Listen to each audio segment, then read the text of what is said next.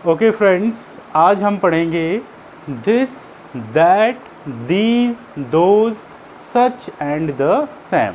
ये सारे के सारे जो वर्ड्स हैं वो प्रोनाउन की तरह भी यूज़ होते हैं और एडजेक्टिव की तरह भी इनका हम सेंटेंस में यूज़ करते हैं। ठीक है, तो आज हम ये देखेंगे कि कैसे हम इन वर्ड्स को सेंटेंस में यूज़ करते हैं। ये जो वर्ड्स हैं, जब हम इनको एडजेक्टिव की तरह यूज़ करते हैं तो हम इनको कहते हैं डेमोन्स्ट्रेटिव एडजेक्टिव। मैंने आप लोगों को जब पहले ये पढ़ाई थे वर्ड्स, तो मैंने आपको बताया था कि ये प्रोनाउन की तरह भी यूज़ होते हैं। तो वो वीडियो आप देख सकते हैं कैसे हम this, that, these, those, such और सैम, द सैम का use as a pronoun sentence में करते हैं। आज हमें ये सीखना है कि कैसे हम इनका यूज़ एडजेक्टिव में करते हैं। दोनों में क्या डिफरेंस है ये मैं आपको ऑलरेडी बता चुका हूँ। ठीक है, एडजेक्टिव क्या करता है, नाउन की विशेषता बताता है, तो ये नाउन के ठीक सामने आता है, उसको क्वालिफाई करता है। और अगर ये प्रोनाउन होते तो प्रोनाउन क्या करता है, नाउन को रिप्लेस करता है। इस वजह से, है ना, इसके ये नाउन के पहले या उसकी विशेषता बताने नहीं आते, जबकि नाउन की जगह आते हैं। कहाँ पर? प्रोनाउन के केस में। ठीक है, तो आज हम देखते हैं। देखिए हमारे पास जो वर्ड है दिस, दिस और दैट, ये जो दोनों वर्ड है ये हम जब एडजेक्टिव की तरह यूज़ करते हैं तो ये सिंगुलर नाउन के साथ यूज़ होते हैं। ठीक है, सिंगुलर काउंटेबल नाउन के साथ या फिर सिंगुलर अनकाउंटेबल नाउन के साथ, ये दोनों में यूज़ किए जा सकते हैं। दिस का यूज़ होता है जब हमारे पास कोई वस्तु या व्यक्ति पास में होता है।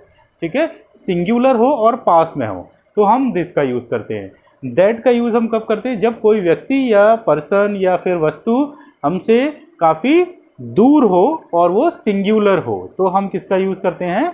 दैट का यूज़ करते हैं। ठीक है, तो चलिए इन दोनों का यूज़ हम सेंटेंस में कैसे करेंगे वो मैं आपको सिखाता हूँ यहाँ पर, दिस और दैट। चलिए यहाँ पर मैं सेंटेंस लिखता हूँ, दिस बुक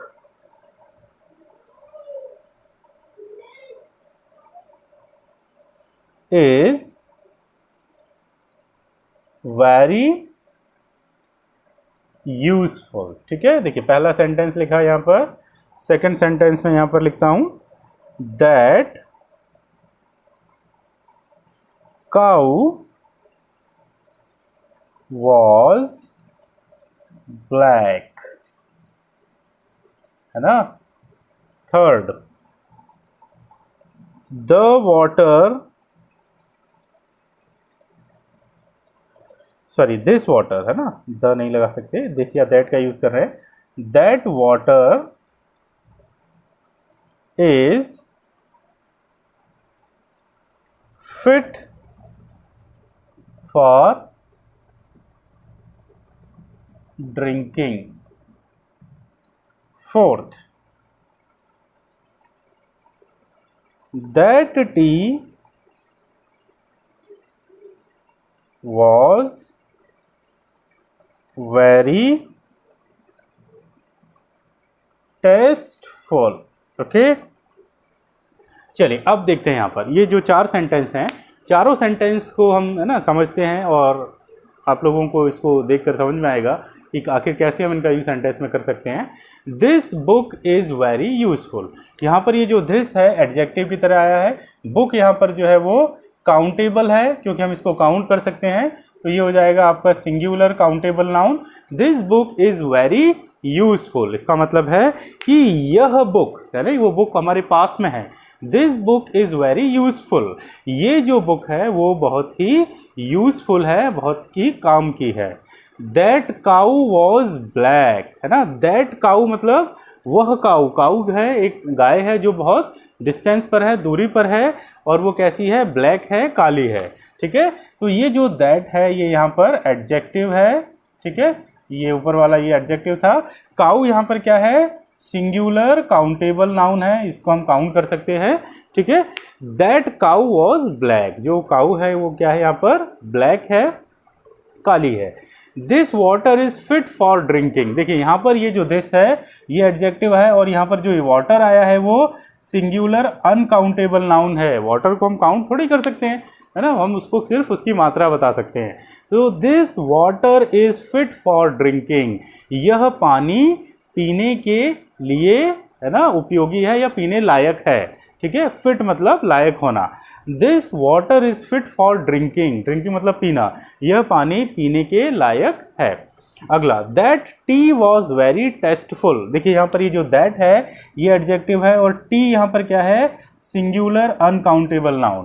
तो क्या मतलब निकलेगा इसका, that T was very tasteful, है ना, वह जो चाय थी, वह मतलब बहुत डिस्टेंस पर है वह चाय बहुत ही टेस्टफुल थी, बहुत ही, है ना, टेस्टी थी, बहुत ही स्वादिष्ट थी वो, ठीक है। तो इसका मतलब ऐसे निकलेगा यहाँ पर। तो अब आपको समझ में आ रहा होगा, दिस मतलब कोई चीज़ पास में होना, सिंगुलर होगी तो हम दिस का यूज़ करेंगे। अगर कोई चीज़ बहुत डिस्टेंस पर है तो हम उसको कहते हैं वह, है ना, दूरी पर है, सिंगुलर है, तो हम किसका यूज़ करेंगे, दैट का यूज़ करेंगे। तो गाइज अब आपको ये क्लियर हो गया होगा कि कब हम दिस, दैट और, है ना, इनका यूज़ सिंगुलर काउंटेबल नाउन या सिंगुलर अनकाउंटेबल नाउन दोनों के साथ कर सकते हैं। चलिए, तो मैंने आपको ये सिखा दिया कि कैसे दिस और that as a demonstrative adjective, है ना, यहाँ पर यूज़ होते हैं सेंटेंस के अंदर। अब हम आगे बढ़ते हैं। अगला जो वर्ड है हमारे पास वो है दीज, दीज एंड दोज, ठीक है। तो इनका जनरली हिंदी में मतलब मैं कहूँ तो ये होता है ये और ये होता है वो, ठीक है। अगर हम हिंदी में मतलब ढूंढने जाएं तो दीज का मतलब होता है कि कोई भी वस्तु, कोई पर्सन, ठीक है, और वो बहुत ज़्यादा क्वांटिटी, बहुत ज़्यादा नंबर में है तो हम उनका यूज़ करते हैं। और वस्तु या पर्सन क्या होना चाहिए, पास में होना चाहिए। अगर वो पास में होगा तो हम दीज का यूज़ करेंगे। अगर जो भी वस्तु या पर्सन या व्यक्ति है वो डिस्टेंस पर है और उसकी जो नंबर है, संख्या है, वो बहुत ज़्यादा है तो हम किसका यूज़ करते हैं, फिर दोज का यूज़ कर सकते हैं, ठीक है। इन दोनों का यूज़ प्लूरल नाउन के साथ होता है। दीज का यूज़ भी प्लूरल के साथ होगा और दोज का यूज़ भी प्लूरल नाउन के साथ होगा, ठीक है। तो अब आपको क्लियर है कि दिस का यूज़ पास वाले के लिए, दैट का यूज़ दूर वाले के लिए, दीज का यूज़ पास वाली वस्तु के लिए, दोज का यूज़ दूर वाली वस्तु या व्यक्ति के लिए किया जाता है ना। तो अब इनका सेंटेंस में यूज़ हम देखते हैं कि कैसे इनका हम यूज़ सेंटेंस में कर सकते हैं। तो देखिए मैं यहाँ पर सेंटेंस लिख रहा हूँ, these oxen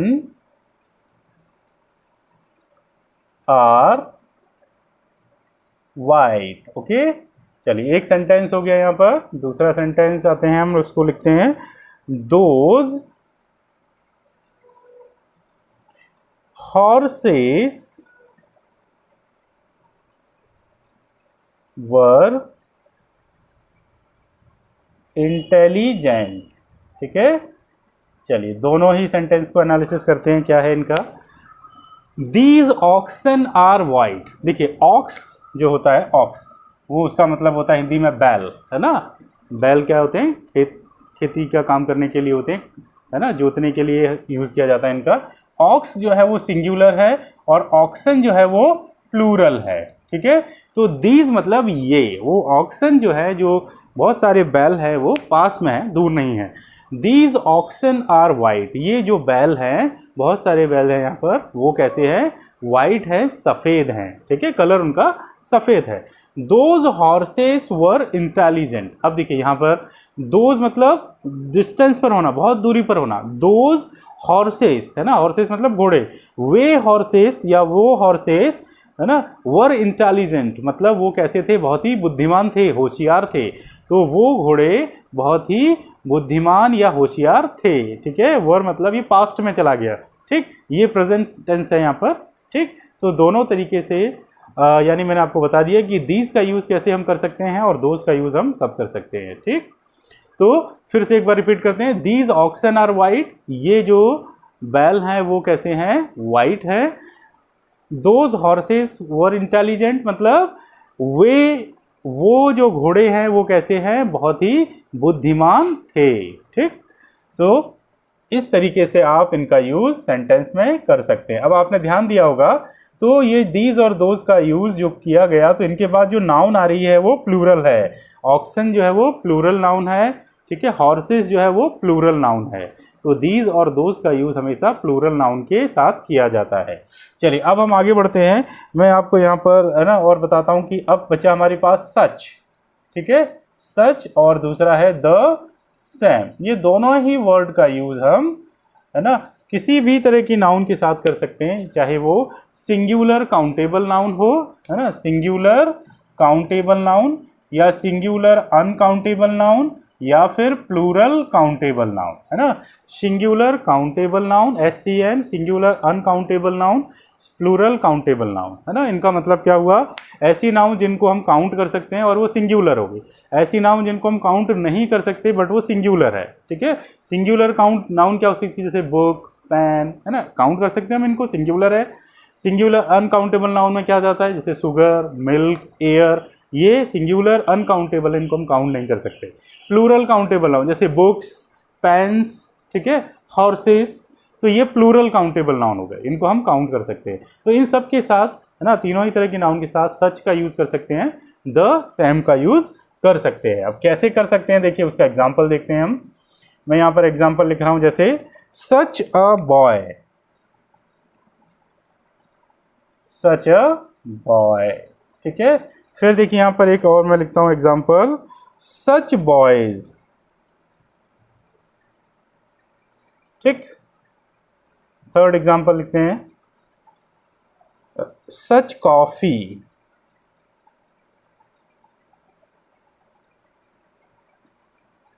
ओके। फिर आगे और बढ़ते हैं एग्जाम्पल। अच्छा, मैं इधर की तरफ लिखता हूँ, जैसे number 1, the Sam student, second, the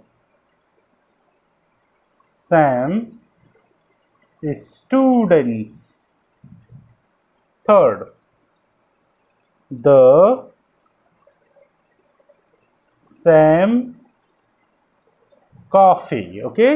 अब आप देख सकते हैं ये, है ना, अलग अलग 3 सेंटेंसेस है। सच अ बॉय, यहाँ पर ये जो सच का यूज हुआ है ये एडजेक्टिव की तरह हुआ है।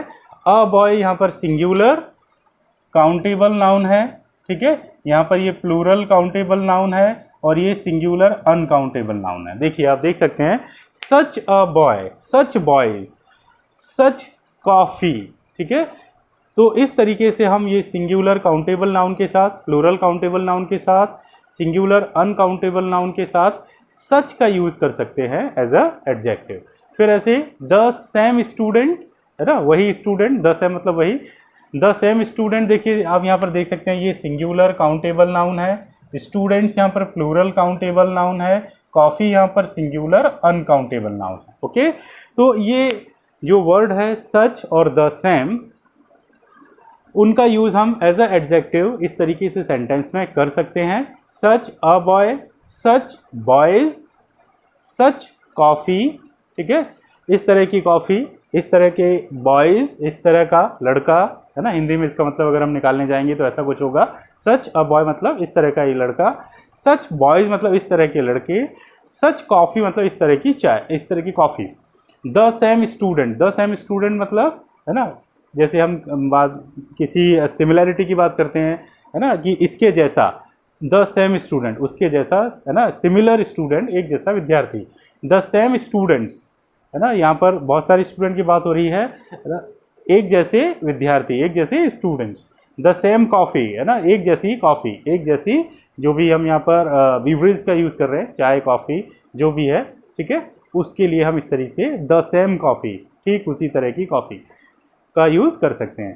तो ये singular countable noun, plural countable noun, singular uncountable noun, सबके साथ अलग अलग तरीके से हम इन वर्ड्स का यूज़ कर सकते हैं। अब आपको समझ में आया होगा कि कैसे हम इनका यूज़ सेंटेंस में कर रहे हैं, ठीक है। तो अब अगर आपको ये चीज़ क्लियर हो गई है तो मुझे उम्मीद है कि आप किसी एग्ज़ाम में जब इस तरह के कोई सेंटेंस आएंगे या, है ना, ग्रामर के ये क्वेश्चन पूछे जाएंगे तो आप उनको अच्छे से सॉल्व कर सकते हैं, है ना, कोई प्रॉब्लम आपको नहीं होगी। चलिए क्लास को यहीं एंड करते हैं। Have a nice day, thank you so much.